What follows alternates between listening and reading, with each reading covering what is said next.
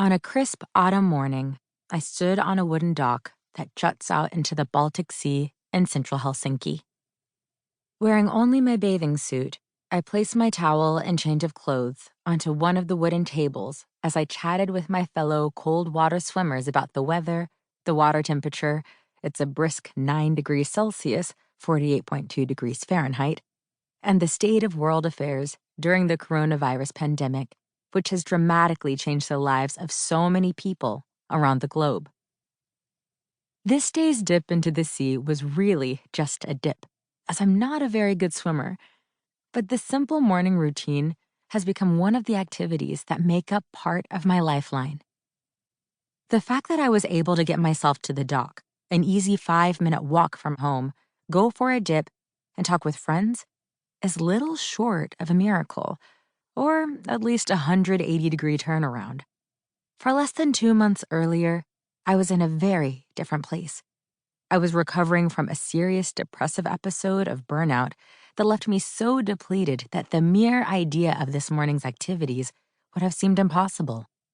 Yet, here I was, basking in the rays of sunshine that seemed like a precious commodity as we head toward the dark months of winter, when there will only be a few hours of daylight here in the Nordics. After my dip, I walked over to the bushes lining the shores of the island where I live with my son to pick a few wild sea buckthorns. The small tangerine-colored berries are also known as liquid gold, as they are rich in vitamin C and E, fiber, and essential fatty acids. A handful of sea buckthorns is said to boast the same amount of vitamin C as a medium-sized orange.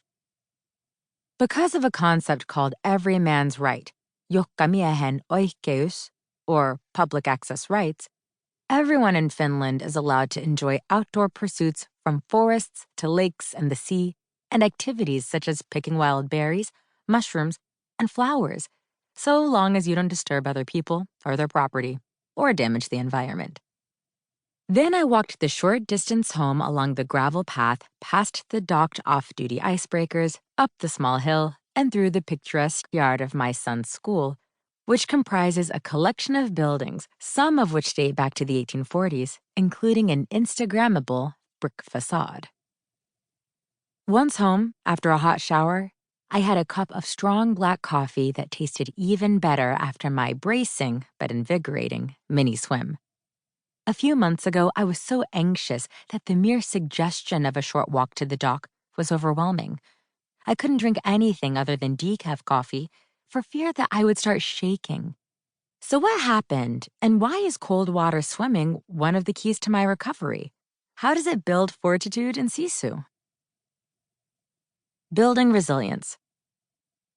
While there has been research into the positive physiological effects of cold water swimming, the idea of cross-adaptation is a slightly newer area of focus. Essentially, cross-adaptation means that adapting to one stressor can help you adapt to others.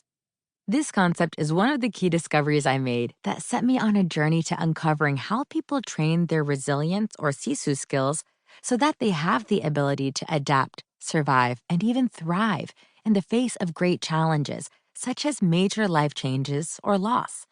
So while this cool habit of mine quite literally shocks me into feeling better both mentally and physically, as it triggers the so-called happy hormones, which include endorphins, the body's natural painkillers, serotonin, dopamine, and oxytocin, it also helps me to deal with other stressors in my life. With the cold water swimming boom that's sweeping parts of Europe and North America, especially following the time when the coronavirus pandemic shuttered swimming pools and had people looking for safer exercise alternatives, there's actually some science behind the hobby. In a 2020 BBC Science Focus article titled Cold Water Swimming, Why an Icy Dip is Good for Your Mental and Physical Health, writer Helen Glennie interviews Professor Mike Tipton, an environmental physiologist at the University of Portsmouth in the UK and a leading cold water swimming researcher.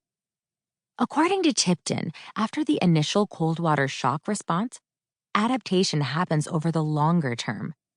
This type of adaptation makes people less reactive to the shock of the cold water, but could also make them less reactive to stress, he tells the BBC.